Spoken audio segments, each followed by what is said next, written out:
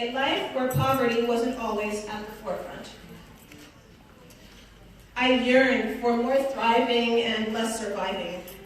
Growing up the 8th of 11 children, yes, my mother and father produced 11 children together, our socioeconomic status dictated that we didn't get out much. We were home mostly, we were broke. When we ate meals like beans and rice, I would envision lasagna with ground beef and like extra cheese. When my little brother and I shared a pair of shoes, I wished that, or I dreamed that we had a room full of shoes to ourselves. I knew that being young and having few life experiences meant that I didn't know much about the world. So I dreamed that I was a scholar and I knew the meaning of life itself. Or I was a CEO of a multi-billion-dollar company and I could provide my family with the stability that we needed.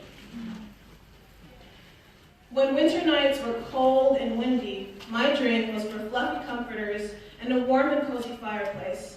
My dreams felt so vivid, as if I could reach out and touch it.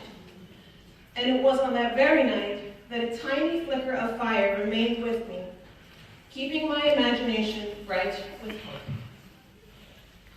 I was primarily homeschooled by my mother, who taught me all that I knew. Math, English, Islamic studies. She taught through repetition, she taught through beatings.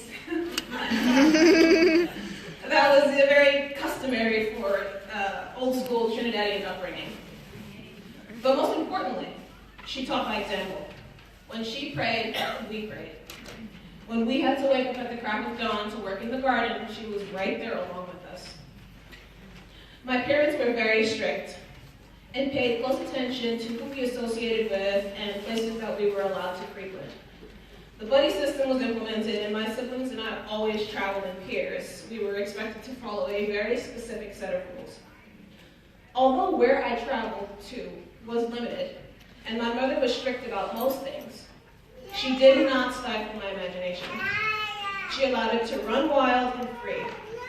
She showed interest in my design perspective and encouraged it. I would make little outfits for my dolls and younger siblings. I would wear very outlandish creations of my own, much like what I have on right now. Are you going to record the whole thing? Oh, wow. One piece that I was very proud of was actually a pair of patch pants that were made from black and pink satin, and I wore them all the time.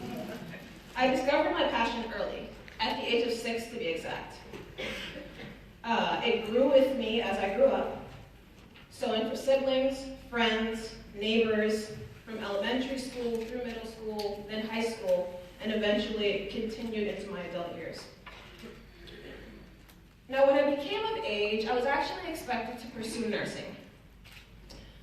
Being a nurse would provide job stability, I'd make real money, and I would essentially, be working a real job. I attempted to do the right thing, even started taking prerequisites, anatomy and physiology was two, and microbiology was next. I was very far from home, far from everything I'd ever known. Although learning, growing, and experiencing new things were very important to me, I felt that by pursuing nursing, I was leaving a very important and a very special part of myself behind. Sewing was everything to me. I wanted my sewing to be more than just a hobby.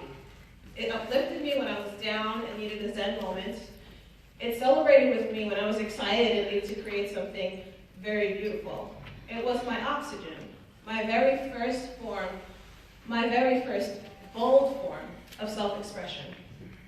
As that quiet little dreamer lost in a crowded world of 11 children, it helped me find my voice. And soon, my contribution. There is no Ayana Ife without threads all around me. And if you ever lived with me, you would know that to be true. So that summer I decided, while alone in my apartment on campus studying anatomy and physiology too, I was by myself with my thoughts, I was unfulfilled, I was unhappy. I took a break from studying and I went to watch a YouTube video. It was of a designer named Rabia Z, whose models were in the most amazing flowy outfits in Dubai, with hair and pants and cool hijab styles, and I was in awe. And in that moment, I felt like I was betraying myself. Like God was telling me, no, smacking me in the face saying, Ayana, I gave you passion and a knack for art to create from your very hands. The ability to transform a two-dimensional object into a three-dimensional design that is aesthetically pleasing, that is immaculate, that is breathtaking. How dare you discard that gift? I made a commitment. After finishing up my summer classes, I would invest in my passion, I would invest in me. I would get in the driver's seat of my own life and I would learn along the way. I would do something outlandish by finding success and peace of mind through living my dream against all odds, inshallah. There was definitely backlash from my family about leaving the medical field. They felt like I was making a huge mistake. They were concerned about job stability, about making real money. And I know their concerns were valid, but I wasn't willing to give up on the pull that I felt towards design. I didn't want to argue. I could see it. And I knew that in time, they would see it too. I knew that I could show through my actions what I was capable of. Yes, this small-town girl who grew up wearing hand-me-downs and charity clothing was now daring to take control of her own life and live fearlessly. The summer of 2013, I finished up Anatomy and Physiology 2, and by August of that year, I was enrolled in apparel design at Middle Tennessee State University. Luckily, A&P and all of my other classes transferred over and worked as gen eds, so that was one leg up. With the help of my professor, Dr. Kishuch, I put myself on a strict schedule. That meant extra hours of work, tons of sleep deprivation, but eventually earned me recognition from the school fashion shows, departmental awards, as well as acknowledgement for being an outstanding senior and having a high GPA in the apparel design program. I wanted my time on campus to be swift and meaningful, to learn all that I could and to push myself forward. My undergraduate degree was intended to be a stepping stone that refined my skills, which it did. In 2 short years, I graduated magna cum laude with a Bachelor of Science in Textiles, Merchandising, and Return.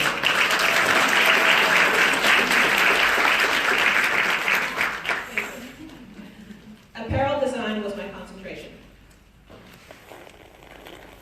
When my mother discovered that my passion was different than her expectations of me, she supported it.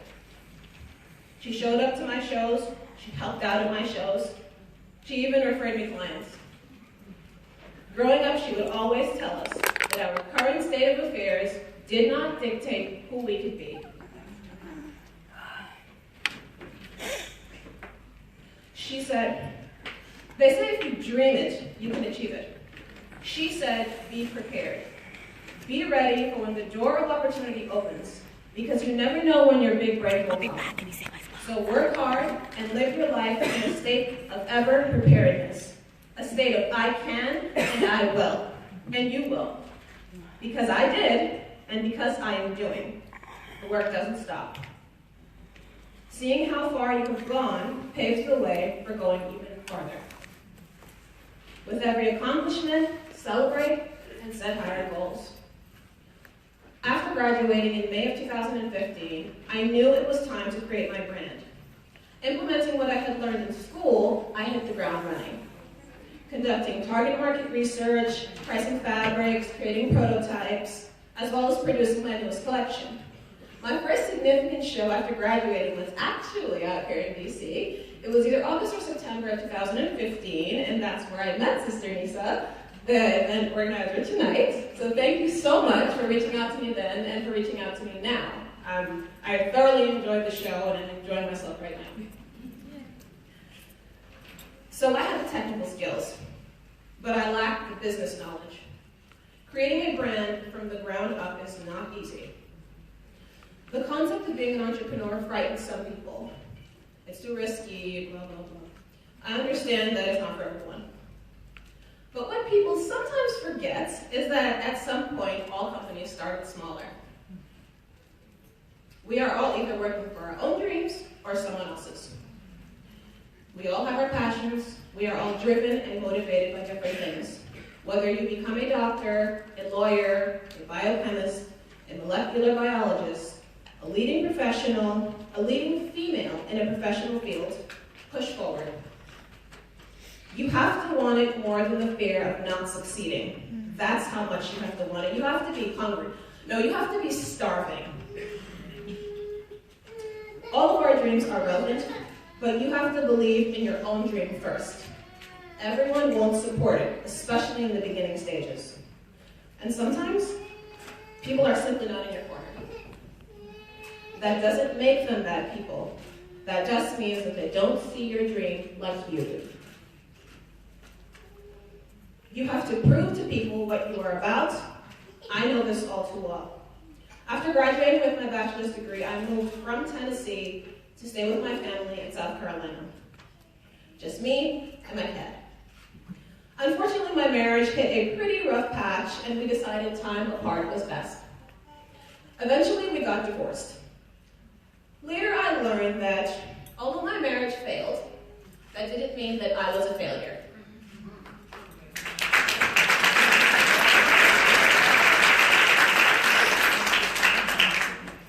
In the wise words of Sean Combs, aka P. Diddy, the rapper, singer, songwriter, actor, record producer, entrepreneur, he's my personal motivation because his disposition towards life and success is raw and it's real. He says that it's about falling down and getting back up. Falling down and getting up. Falling down, getting up. Falling down, getting up. Falling down, getting up. Falling down, getting up. Every day I'm afraid. What if I fail? What if people don't like my designs? What if no one comes to hear me speak? What if I'm judged harshly for being divorced? I know that failure will come. It's a part of life. But it's what you learn from it that truly matters. I fell. I spiraled downwards. But I didn't stay there. I got back up. Thank God for the pain that keeps me humble and continued pushing forward because life goes on. If we dwell on the bad, we will miss the good, and I don't want to miss anything. So I push forward. Have courage to dream. Then fight for your dreams. Stare fear right in the face, and there is no fear to face. There is only bravery. And once again, another life lesson from P. Diddy. You cannot achieve success without failure. It's simple, but it works. If we dwell, already said that. I knew my story wasn't over because I'd been given a second chance to write it on my own terms. I also knew that I couldn't live off of my mother. I refused to. So I packed my bags and my cat and the few $100s that I had left to my name, and I flew from South Carolina to Utah. Yes, Utah. My sister lived there. She said, stay with me until you get on your feet, and so that's what I did. My life's transitions definitely slowed the pace of my business, but I didn't want progress to halt. So I joined an entrepreneur group through Meetup to help with business. I also got myself a business mentor through an organization called SCORE. Now that I was getting business help, I understood the importance of marketing. In order to reach my audience, they needed to know of my existence. So what could be a faster, more widespread direction for exposure than an international television show? And that's where Project Runway came in. My first application video it was more testing the waters than anything. I was super awkward in front of the camera, and needless to say, I did not get a call back. The second year rolled around, and I submitted again with a better video. Still didn't get a call back. But I wasn't deterred. If it took me 100 tries, I was eventually going to get on because I told myself that this was crucial for my career, and as I improved with design and camera appeal, I would always apply yearly. I was determined to look at every criticism and carry it as an asset. Now, the first time that I actually auditioned for Project Runway, I was super excited for the callback. I felt like this is my moment. Finally, they see me. And, I got all dressed up, and for my models, and I flew, hundreds of miles out to Seattle, and they told me no. They said, no, Ayana, you are not ready. And I was devastated. I was so sad. I felt silly. And I cried myself to sleep that night. It actually took me, several years to be casted on Project Runway. Eventually I got on, but that was after 4 separate, time-consuming applications. If I let the fear of failure keep me from pursuing my dreams, I would never succeed or push forward. So you see, we must be extremely tenacious when fighting for ourselves, when fighting for what we believe in. And my mantra from P. Diddy, it remains relevant, y'all. It's about falling down and getting back up. After being casted on Project Runway, we filmed for several months. Every design challenge presented a new obstacle to overcome, and I did my best, my absolute best. I was able to represent my brand, my faith, my family. I showed my design perspective to industry leaders, to my idol Zach Posen, to Nina Garcia, whose opinion matters significantly in the industry, to Heidi Klum, as well as relevant icons like her. I was able to build a connection with my favorite mentor, Tim Belly. And I met incredible designers, and I was able to feed off of their creative energy. I produced a fully modest collection at New York Fashion Week.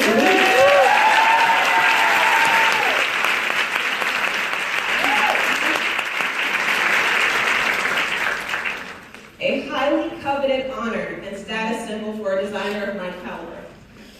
I was top 4, top 3, and finally, standing on that stage, one of 2 designers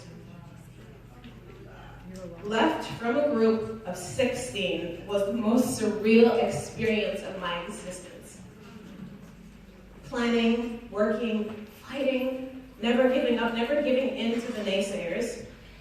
It was truly a remarkable experience, and even though I did not win, I told that little dreamer inside me, I said, Ayana, where you came from will never dictate where you are going. Because once I see how far I've come, it truly paves the way for where I am headed. And now, my audience knows who I am. This is how I live fearlessly. I encourage you, get out of your comfort zones. Challenge yourself, take the extra class, study a bit harder for that test. Get up, build your support system that provides you with what you need to achieve your goals. Get up every day and tell yourself that you are a survivor. Believe that you are wonderful and know that you will make it. Inshallah. Be the master of your own fate. Get in the driver's seat of your own life and become the hero that you need. Become the hero that we need.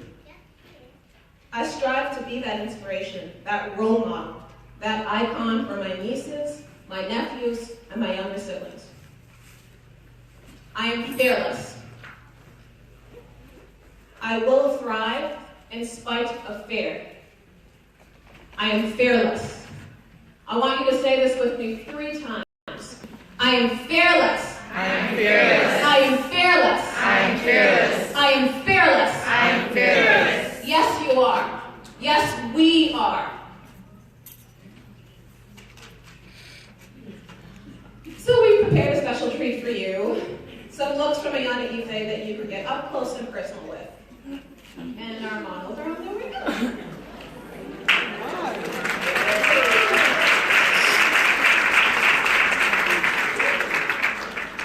Ayana Ife is a contemporary women's wear clothing label which provides fashion-forward must-haves for the underserved modest market. Our aim is to bridge the gap between mainstream fashion and modest fashion and just help fill that crucial niche in the modest market. And these ladies are going to walk through, you can touch fabrics, you can ask questions, you can say something is hideous, you don't have to love it. We hope that you do. Thank you so much for listening to my speech, for arriving here.